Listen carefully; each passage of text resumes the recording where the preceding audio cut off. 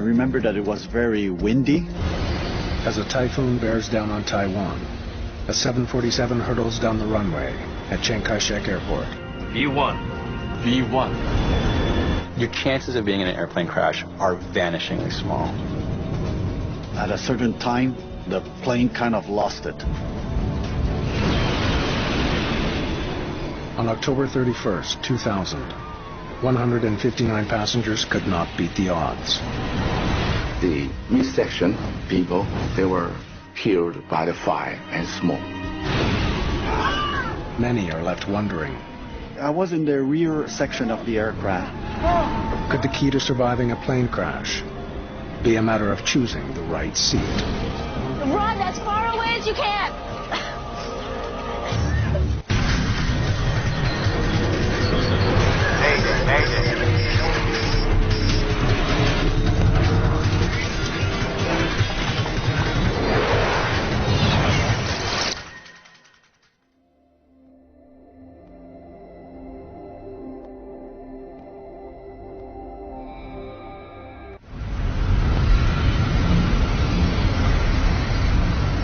Singapore Airlines Flight 6 taxis to the runway through heavy wind and rain at Taipei's Chiang Kai-shek Airport.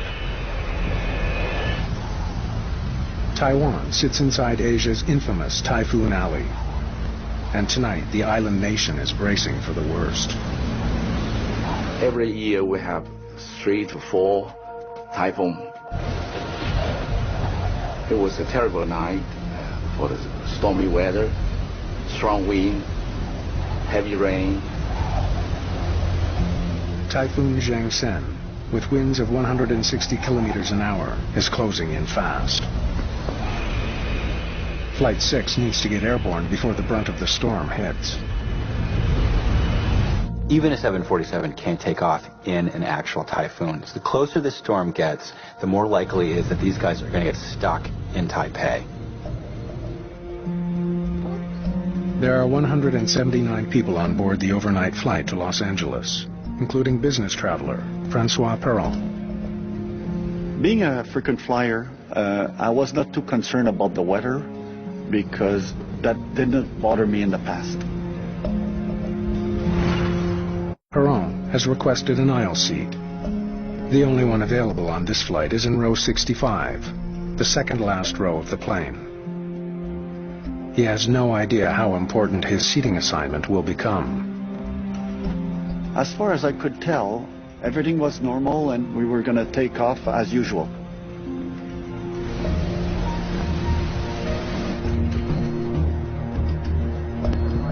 Singapore 6, for your information, surface wind 020 at 24, gust 43. Thank you, sir. Singapore 6. Let me know when it hits 30. If the crosswind hits 30 knots, the crew will have to abandon their takeoff.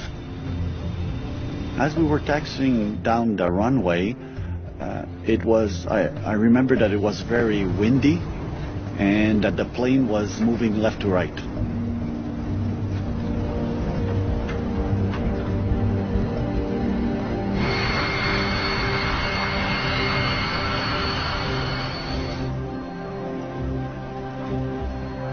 Singapore 6, you are cleared for takeoff, runway 05 left. Okay, thrust left, toga. Captain Fong Chi Kong decides to proceed with takeoff. Okay, my control. The 747 accelerates towards takeoff speed, 290 kilometers an hour. V1. As the plane was gaining speed to take off, at a certain time, the plane kind of lost it.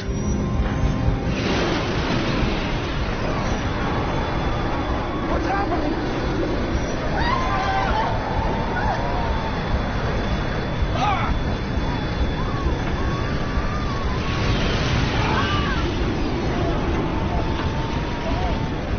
I took the safety position. Then I felt the airplane spinning around. It was like inside of a merry-go-round. I thought I was going to die. The plane's tanks are loaded with 125,000 kilograms of fuel. It ignites.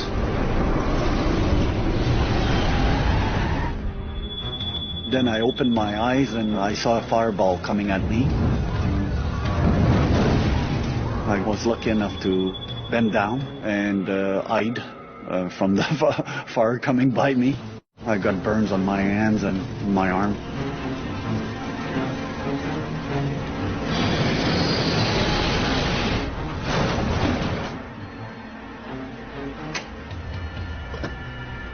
Direct emergency vehicles to runway 05 left. Singapore 6. Do you read? Singapore 6. Let's go, go, go!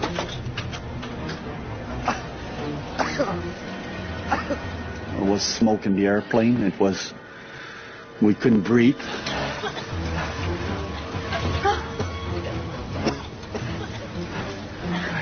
Everybody, move forward quickly. Once you're off the plane, run as far away as you can.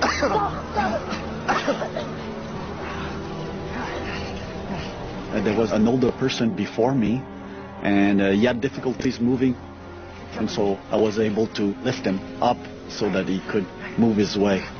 Run away from the plane!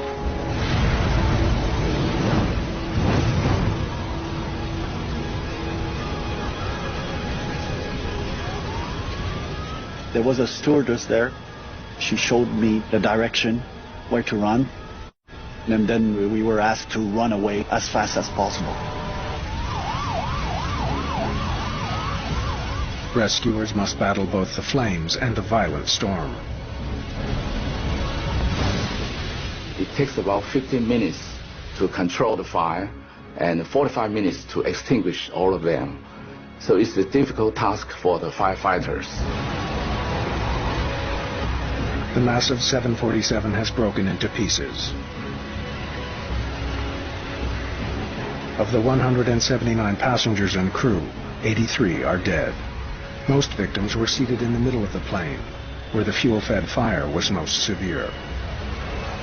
Unfortunately, the midsection passengers, they were killed by the fire and smoke.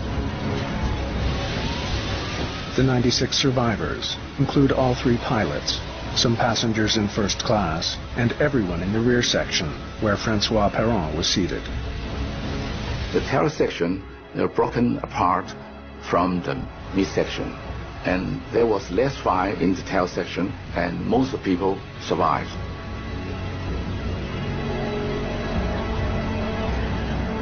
One of Asia's busiest airports is immediately closed. It is now up to the Aviation Safety Council of Taiwan to determine the cause of the disaster.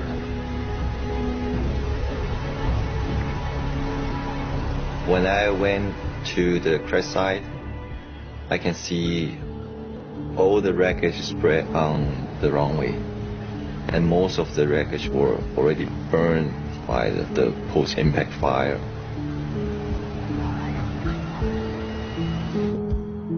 Jeff Wise is an expert in aviation accidents and their causes. When you're an investigator looking at a crash scene, you have to keep an open mind. You have to assume it could be any conceivable factor, from the machinery to the human factors to the weather to who knows what. Much of the wreckage is on a runway adjacent to 5 left. Investigators' first thought is, did fierce winds blow the plane off course? The weather in Taiwan, the whole Taiwan is very bad. In CKS Airport, the gusts up to 50 to 60 knots. As the typhoon moves in, the winds grow even stronger, making the investigators' work next to impossible. During the storm weather, it's difficult to do anything outside at the accident site. They can even stand on the runway because the winds is very strong. Let's get inside. This is off the wing. Close examination of the crash site is put off until the storm passes. But investigators want to meet with the flight crew right away. Thomas Wang is the ASC's lead human factors investigator. As investigators, we believe that we should interview the pilot or operator as soon as possible because we believe that human memory will fade over time. Just as a machine has certain failure modes, ways in which it will most likely break, a human being has specific ways in which they're more likely to fail psychologically. And this is what a human factors investigator is looking for. Captain Fong Chi Kong is interviewed within hours of the crash. What happened? We collided with something on the runway. V1. Just as we hit V1. There's something there. There was something on that runway. Could you tell what it was? No. We could not see all the way down the runway. What happened after you collided? We tried to pull up, but it was too late. We called for an evacuation, but the intercom was dead. Evacuate. Let's go, go, go, go. We attempted to get everyone out of the plane as quickly as possible, but the fire was so intense. There was something on that runway that should not have been there. The focus of the investigation now shifts from the weather to a potential obstacle on the runway. But the search for answers will have to wait until calmer skies return to Taipei.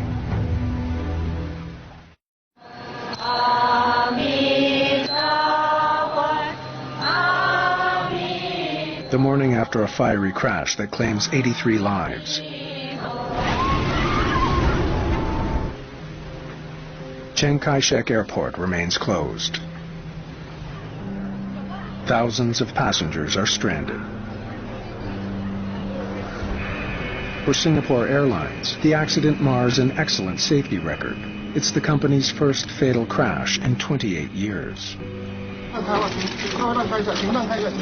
Media speculation focuses on the pilot's decision to take off in the face of an oncoming typhoon. With the weather now improving, investigators scour the wreckage for clues. If Flight 6 collided with something on the runway, they need to figure out what it was. It's difficult for us to collect all of the information, all of the wreckage, because it's blown to everywhere. Accidents during takeoff can involve more than one aircraft. In 1991, a SkyWest Metroliner preparing to take off from Los Angeles was crushed by a US Air 737 attempting to land on the same runway. 34 people were killed.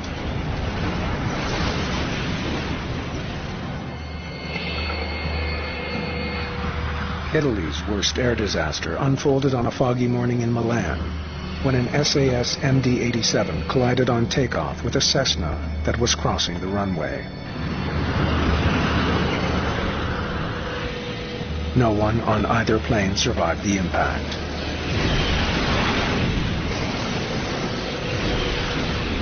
"118 people died.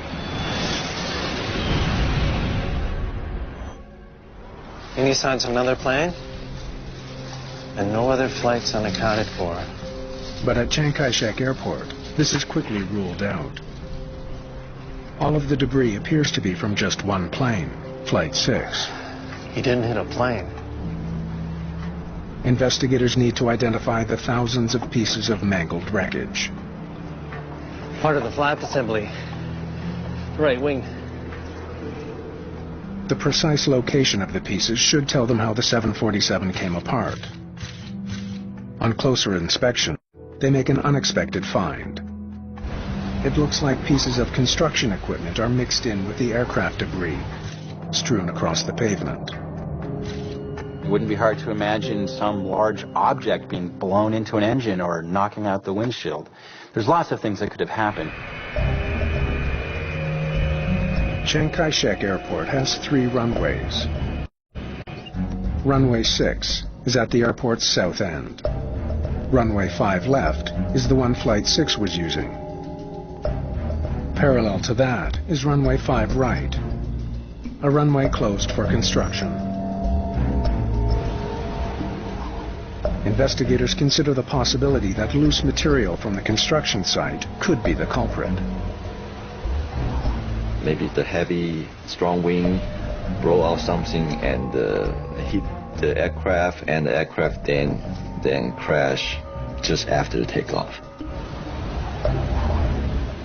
If construction material was not properly secured, it might have blown onto runway 5 left, directly into the plane's path. There's something there. But investigators soon find evidence that tells a different story. Tire tracks on runway 5 right heading straight towards the construction equipment.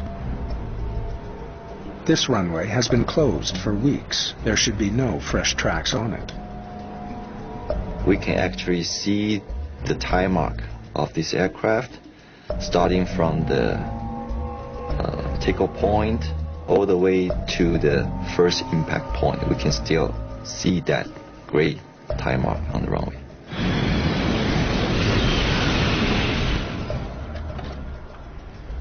The tire marks on runway 5 right lead investigators to a startling conclusion. This is our point of impact. It now seems more than likely that some unimaginable error occurred, putting Flight 6 on the wrong runway.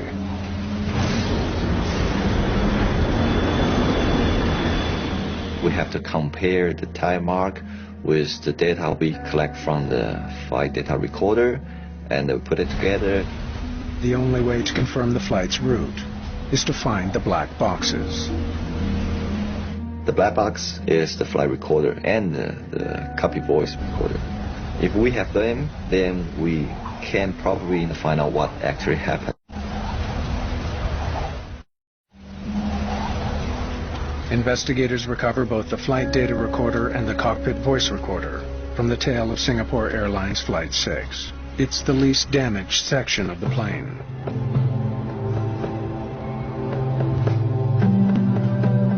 They are able to study the information within a day of the crash. When we get information out of the recorder, we read it, then we can know the exact position of the aircraft. They compare positioning information from the flight data recorder to a satellite image of the airport. It confirms their theory. Well, he's lining up with the wrong runway. Somehow, the plane ended up on runway 5 right instead of 5 left.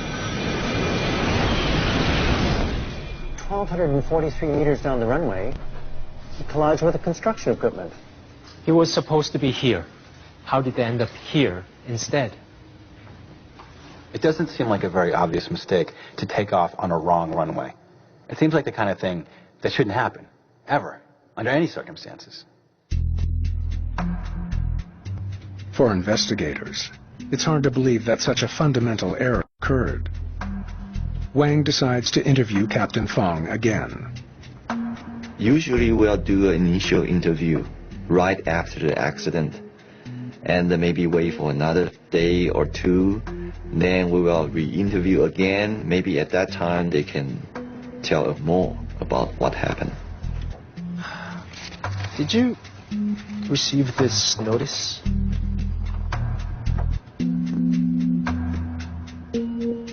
Of course I did. Everyone did. We discussed it during our briefing. Wang learns that the flight crew received written notice that runway 5 right was closed. Tell them we'll take 5 left. According to the flight data recorder, you are not on 5 left. The accident took place on 5 right. You collided with the construction equipment on 5 right. Here's the point of impact.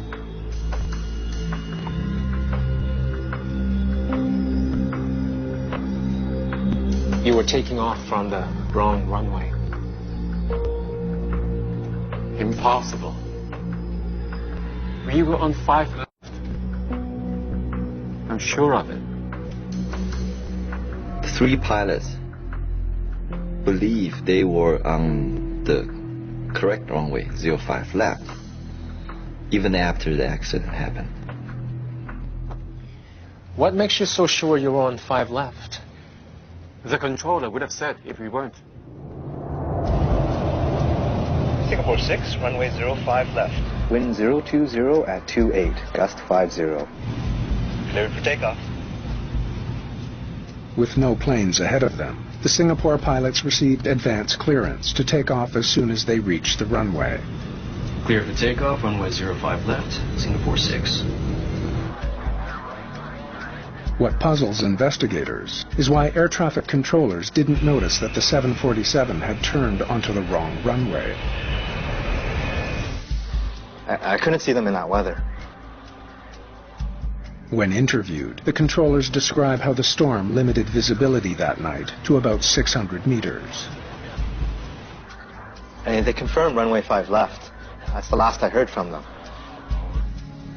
1,600 meters between the runway and the tower. There's no way he saw them.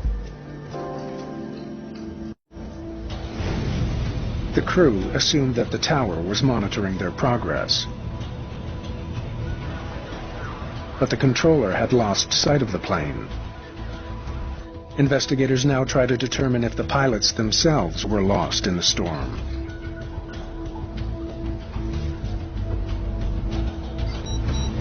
How was the visibility? Could you see where you were going the whole time? We couldn't see very far, but we could see far enough. Cyrano studied the map while I followed the taxi lights. It led us directly to the runway. Okay, green lights are here. It appears that the crew had no trouble seeing their route as they taxied. Yet Flight 6 still ended up on the wrong runway. Was this the map you were using? Yes. You didn't have any trouble reading it? I wasn't reading it. My first officer and the relief pilot were following the map. I only glanced at it when the route changed. They changed the route? Yes. Wang learns that the ground controller issued a last-minute change for their route to the runway. Singapore 6 requests taxi. Singapore 6, taxi to runway 06 via taxiway. Correction, runway 05 left via taxiway Sierra Sierra, West Cross, and November Papa. I missed that. What was it? Sierra Sierra, West Cross, and November Papa. Pilots have to deal with last-minute changes all the time. The situation becomes complicated, it becomes hairy. Now you've got a typhoon bearing down on you, you've got time pressure.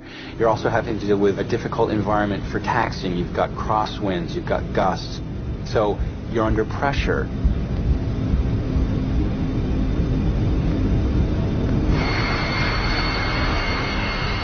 Investigators need to understand how the crew responded to that pressure. They turn to the cockpit voice recorder. If there was any confusion in the cockpit on the way to the runway, the recording could reveal it. CVR can provide investigators a sense of what the environment that the pilot are actually working in. Tell them to take 5 left. What's the latest weather? This is the latest. 02036, gust 52, still within limits. That's better. More on the headwind side. The crew runs through all the mandatory procedures. Taxiing slowly. Okay, turning left. Skimming right. A lot of rudder work here. Crosswinds. Yeah. They don't seem confused. What they heard was a crew that was calm, that was focused, that was doing what they needed to do. They're doing the procedure, checklist, they check the weather, they discuss the safety issues. So if pilot doing everything they're supposed to do, why didn't the accident happen?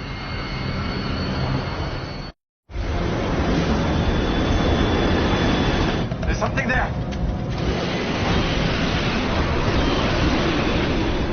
Taiwanese investigators still can't answer why the crew of Singapore Airlines Flight 6 made the fatal error of turning onto the wrong runway.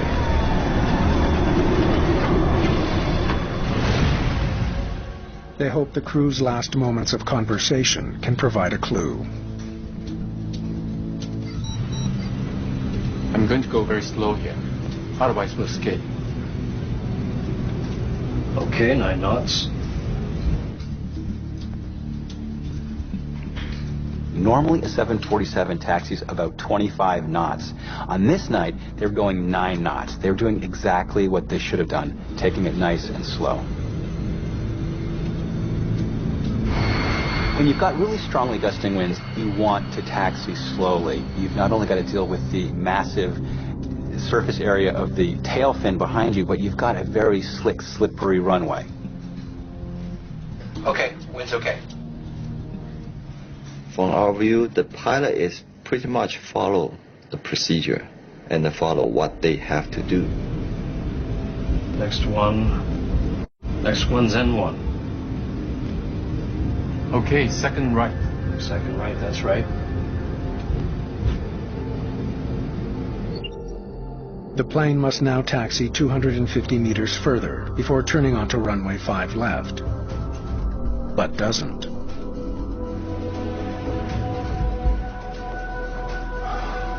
So, why did they turn here? Investigators study the pilot's work records, looking for anything that could help explain their mistake. We will collect the pilot's training record at least for 3 years before the accident. Captain Fong Chi Kong started with Singapore Airlines as a cadet over 20 years ago. He'd flown out of this airport more than 10 times. First Officer Latif Serrano was a former officer in the Singapore Army. He's flown with Captain Kong several times before. Almost all his hours were on the 747. The relief pilot, Captain Ng Keng Leng, had 8 years' experience and was used to long flights. So for a commercial pilot, they're a very experienced team. Every one of them was a better than average pilot. They all had excellent records. And yet, somehow they made an unbelievable mistake. Why the 3 pilots cannot tell the difference when they take off from 05 right? Something must have led the crew to take a wrong turn. But exactly what remains a mystery.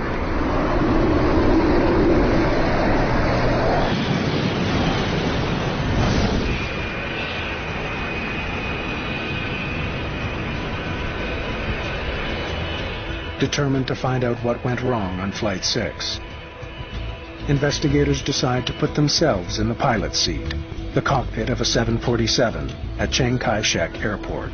All right, let's get going. In similar weather conditions, they follow the route taken by Flight 6.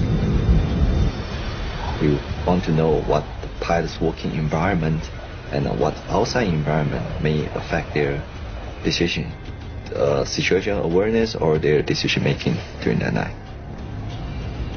They taxi slowly towards runway 5 left, matching Captain Fong's speed.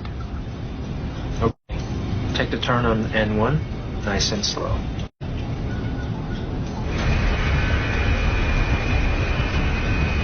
The plane turns onto the final taxiway. From this point, the Flight 6 crew should have taxied past runway 5 right, towards the turn for runway 5 left. Now we continue on to 5 right.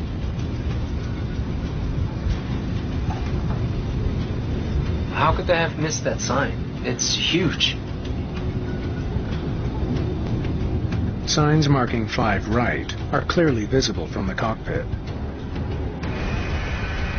But investigators see nothing that would tell a pilot the runway is out of service.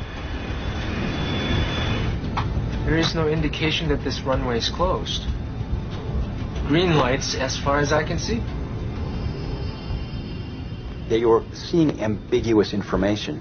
There were some signs that it was a runway. There were some signs it wasn't a runway. But because they were expecting to see a runway, that's what they saw.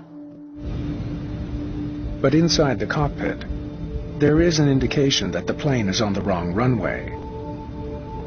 The instrument landing system isn't locking onto a beacon that should be dead ahead. This should tell you something's not right. If the plane had been on the correct runway, the display would have been centered. Before departing, pilots programmed the plane's computer to lock onto a beacon at the end of their designated runway. Flight 6's navigation system would have been scanning for that signal just before takeoff. The beacon was clearly off to their left, not ahead of them. Investigators need to know how the pilots could have missed this obvious sign. They once again study the information from the FDR and compare it to the cockpit voice recorder. Okay. It's coming in fast. The longer we delay, the worse it's going to get. Agreed. The voice recording reveals that the crew wanted to get off the ground before conditions got any worse. It's a challenging environment, and the longer they wait, the more challenging it's going to get. Typhoon Jiangsen is bearing down on Taipei, threatening to ground all flights at Chiang Kai-shek Airport. The crew of Singapore Airlines Flight 6 knows their 14-hour journey to Los Angeles is on the verge of being canceled. 2-4, gust, 4-3. Relief pilot Ng needs to carefully calculate the crosswinds, checking to see if they've exceeded 30 knots, the point at which they will have to abort the flight. Wind direction during takeoff is critical. Pilots want to fly into a headwind to attain maximum lift.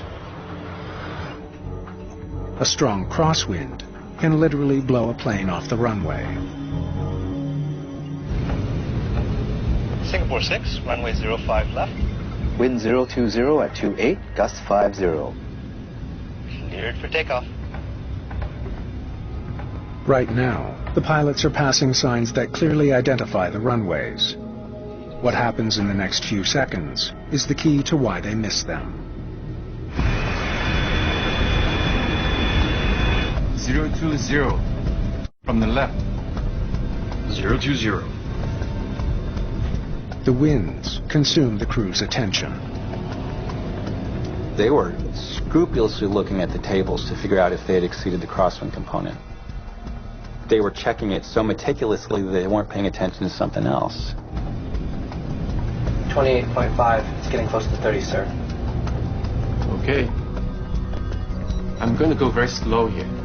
Otherwise, we'll skid. Okay, 9 knots. The crew was so concerned with taxiing safely to the runway that they stopped paying attention to where they were headed. They believe they are making a right turn onto the correct runway. Unfortunately, that's not the correct runway. That's 05 right. What you've got here is a classic case of tunnel vision. You've got pilots who are working under enormous stress, time pressure, the safety of their passengers are of concern, and so their ability to deal with multiple streams of information is becoming narrower and narrower.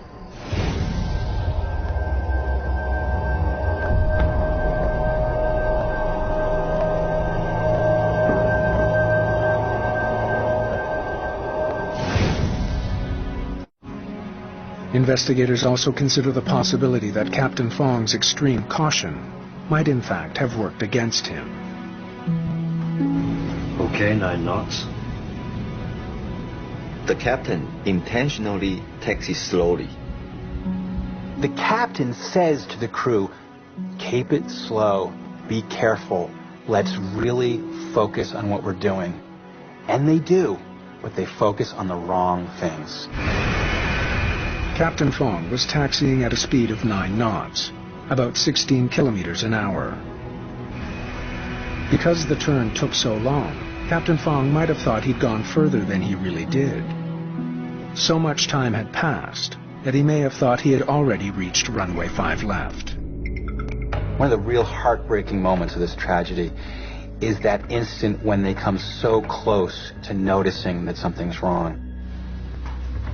Just before takeoff, the crew had one last chance to avoid disaster.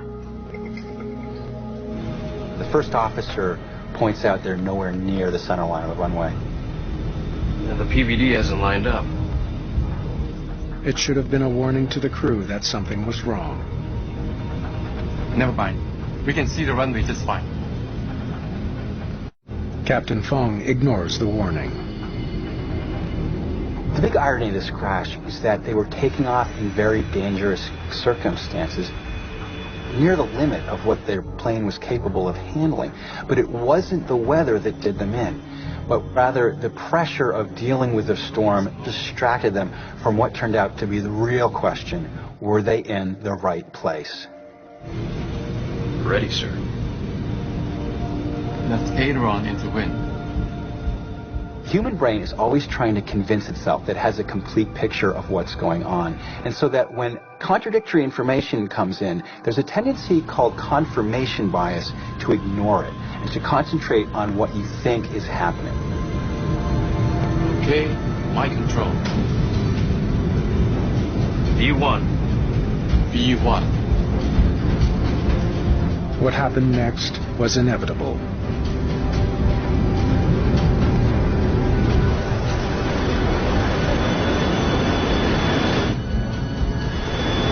There's something there. There's the point of impact. The clues were there. They ignored them. The entire tragedy would have avoided if the crew had picked up even one of these clues.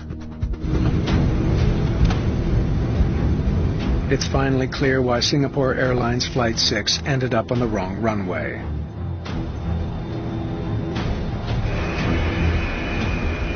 But with hundreds of planes taking off during the annual typhoon season, the challenge now is to make sure it never happens again.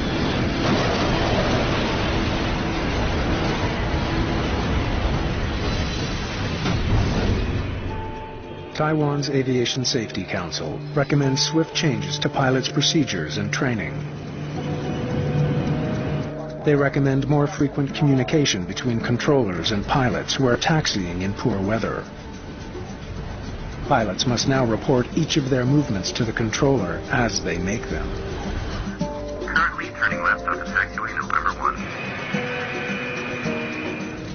1. New checklists are also designed, which include a visual confirmation step, forcing pilots to confirm that they're on the correct runway before takeoff. Chiang Kai-shek Airport comes under criticism, keeping an out-of-service runway lit and for failing to either barricade or clearly mark it closed. Chiang Kai-shek was not compliant with current international airport regulations. They didn't have the ground radar that would have told the tower where this plane actually was. In aviation, fatal crashes are the most powerful catalyst for change. Following the disaster, authorities install ground radar at the airport in Taipei. It allows the tower to track a plane's position, even in bad weather.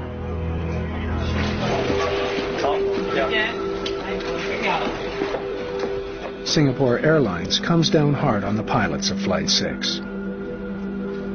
The captain and first officer both lose their jobs. One of the lessons of this accident is that you can have an exemplary crew performing their duties with utmost care, and they still make a mistake with fatal consequences. The crash of Flight 6 also highlights another lesson. The decisions passengers make before takeoff, including where to sit, can sometimes make the difference between life and death.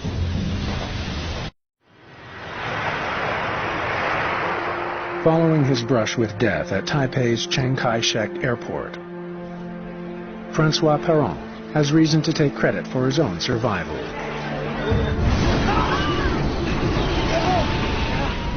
It was just basic survival instinct, and we had no time to think about what's happening.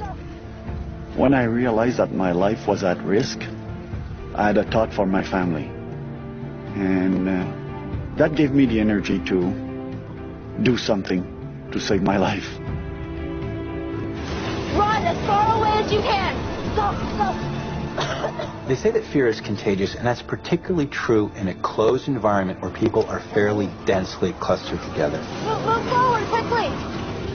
Fear is contagious, but so is courage. Hey, come! Coming!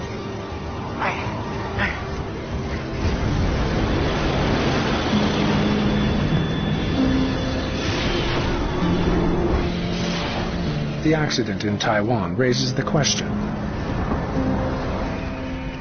what can passengers do to improve their odds of surviving? Disaster strikes.